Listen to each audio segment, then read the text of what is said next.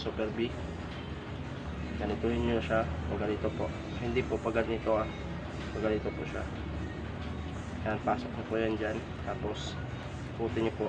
Ito yung magiging stopper dito. So, yan. Tapos pigilan nyo siya pababa. Pag ganyan position para mapigilan nyo itong free wheel nya. Tapos ito yung pambaklas ng sprocket, kasi sprocket remover ito. Pasok ko yan dun sa butas, and then pasok ko yan. Tapos and then baba nyo po ito. Tatigas kaya paluin nyo. Ayaw, so kailangan tayuan. Grabe ang tigas. Ay, tayo ng tigas nga. Hindi kaya, so kailangan mo ng rubber mallet. Super B rin. Super B. Ayan. Haluin nyo lang dito. Ayan, okay na siya. Isang palit lang. Ayan. Tanggal na siya. Ayan. Ang gagawin natin ngayon is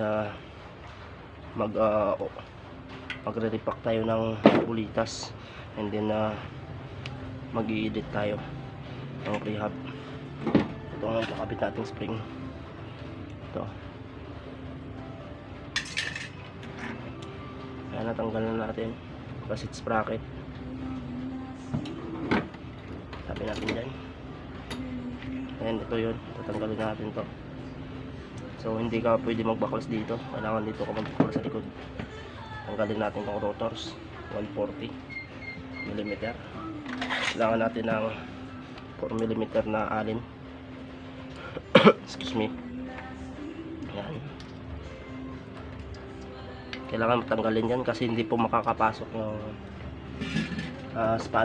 spanner cone natin dito pagkat may mga bolt.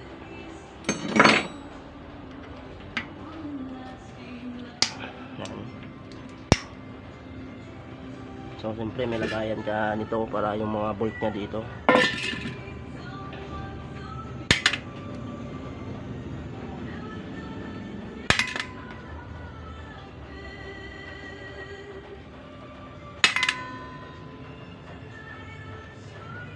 So, ayan. Pasok na. Tapos ganyanin mo na siya pababa. Tigas. Ayan, so natanggal na siya. Ito tap overhaul natin yung prehab, tapos mag-i-edit tayo.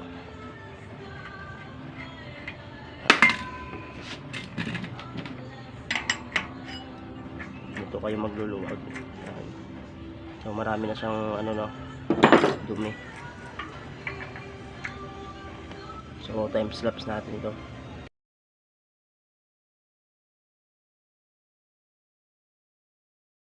Siyang buksan yung prehab. Kailangan muna natin linisin to. Ang dumi niya kasi muna natin yung hub.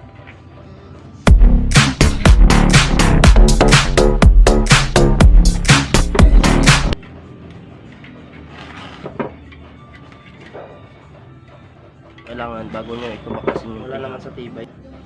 Sisensilin nyo muna. Iwasan lang madulas yung sensel dito sa body ng prehab kasi maaaring mabasag po ito. So kailangan swak na swak siya dito.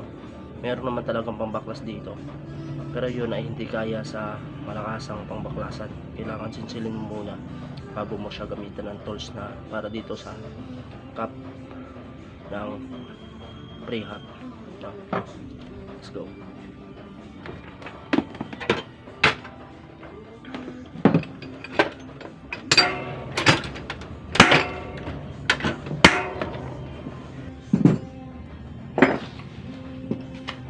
So natanggalan natin.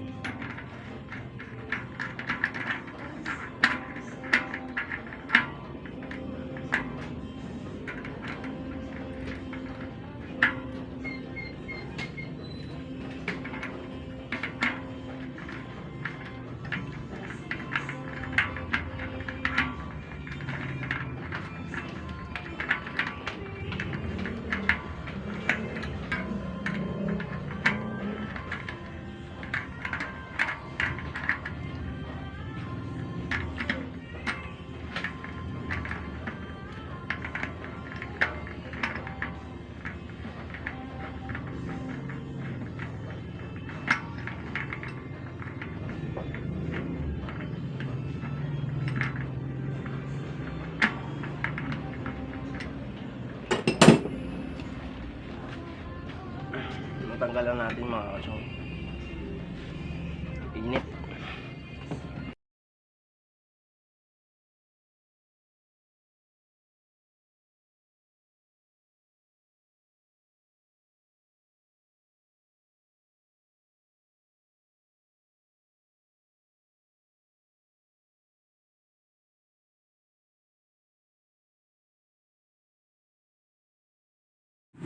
Ayun nga, so nabaklas na natin yung kanyang prehab cassette. Ngayon ito na po yung laman ng kanyang hub, yung kanyang pulse dyan. Actually 2 pulse lang po siya, mahina na rin po yung spring, so kailangan natin magpalit ng spring. Ayan, so itong hawak ko dyan po yung kumakagat yung kanyang gear. Ayan, nabaklas na po natin. Ayan, hindi lang natin nakuhanan kasi akala ko naka-play na yung video natin nung binaklas ko, hindi pala. So okay na siya, nabaklas na natin. So ayan, so ipe-prepare na natin yung mga babaklasin sa kanya. Ayusin na muna natin yan. Yan, tapos inaayos ko lang yung mga maliliit ng bulitas kasi ibabalik pa natin yung bulitas niya sa kanyang prehab. Actually yung kanyang size ng kanyang bulitas is 1/8 po. Maliliit po siya. Yung sa prehab niya is 1/8. Ayan. 2 poles lang po siya pero malalaki po yung poles siya. I-edit natin siya. Palitan natin siya ng spring na malaki tapos matigas para maingay po siya. Ayan. So nag-edit lang po ako pag ang hub is bugbog sarado na, pasira na talaga siya. Doon ko siya ini-edit. So pag bago, hindi mo siya pwedeng i-edit pag bago kasi sayang. Ito pag malapit na talaga mawarak yung hub, doon ko siya i-edit para kahit pa paano makarinig natin talaga yung tunay na kanyang tunog. 2 pulse po yan, so gawin natin 6 pulse yung tunog, parang 6 pulse. So magpapalit na rin yan ng hub, kaya tinry ko yan na i-edit. Tapos magagamit din siya ng mga almost 7 months o 8 months, depende yan kung araw-araw. Ayan. So punasan natin muna para maging malinis. Ayan. Tinanggal ko na yung pulse dyan at saka yung spring. So magkakabit tayo ngayon ng bagong dyan, bagong spring.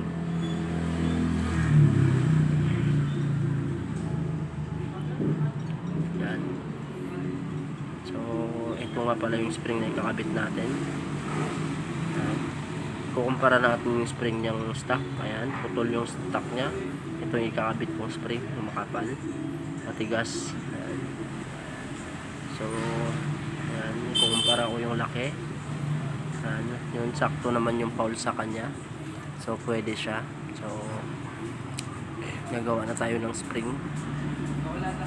So papakita ko muna sa inyo. Linisin natin muna yung pulse para maganda, tsaka wala siyang dumi, para maayos po yung pagkakabit natin, para lapat na lapat siya dun sa mga ngipin na yan. Ayan, para pag umimikot siya kakagat talaga siya, hindi siya lulus, tapos maging maingay siya. Yung pre-wheel niya is maging maingay, maging tunog mayaman talaga siya. Ayan, so linisin natin yung loob. Pinamahaya na kasi ng mga ipis-ipis yung kanyang prehab, maraming gagamba na maliliit, initlugan siya. Excuse me po. So naubo ako kasi panahon ngayon naulan-ulan. Ayan, so mag-ano na tayo dyan. Ayan, yung kanyang kopa, ayan yung kopa.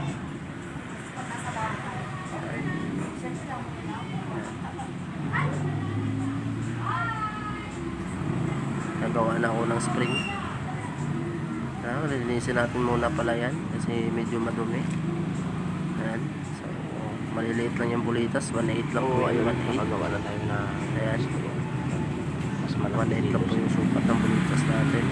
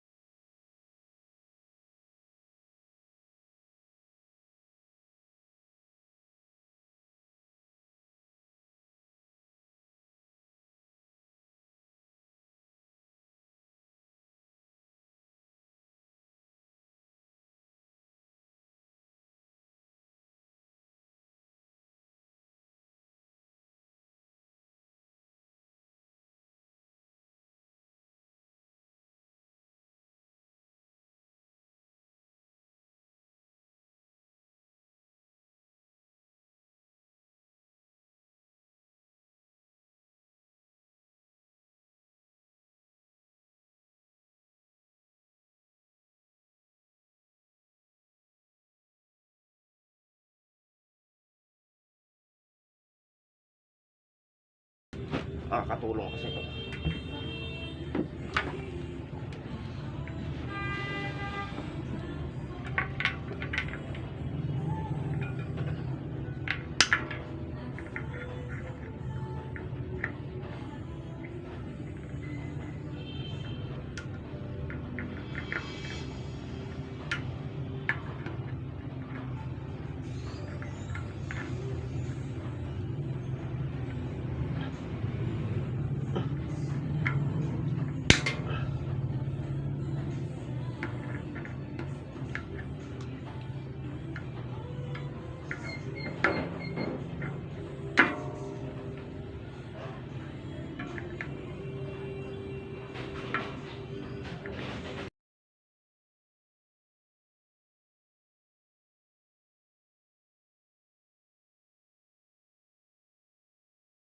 So maganda yung pagkakabit natin ng spring. So lapat na lapat siya. Yan. So makikita nyo naman po, lapat na lapat yan. Tsaka yung pulse po, pag pinindot mo, bumabalik talaga siya.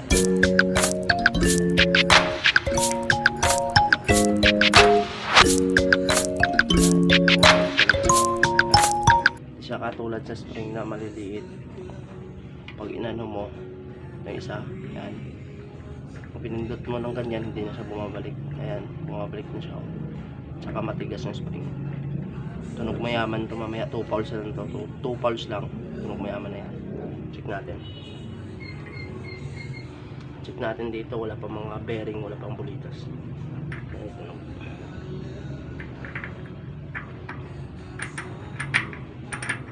Ayan siya, tunog niya.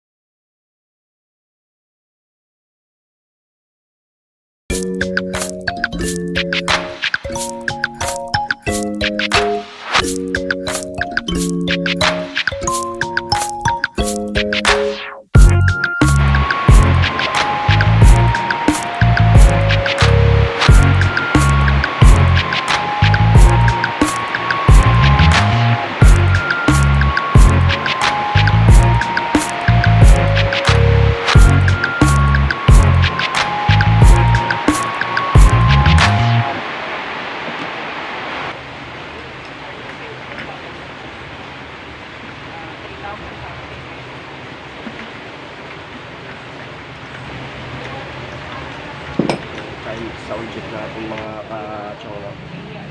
Bago na spring nito. Yung tunog niya kanina, yung nagbago. Ayun. 2 pulse lang siya, pero tunog mayaman na siya, no? Para siyang 6 pulse. Yung tunog niya.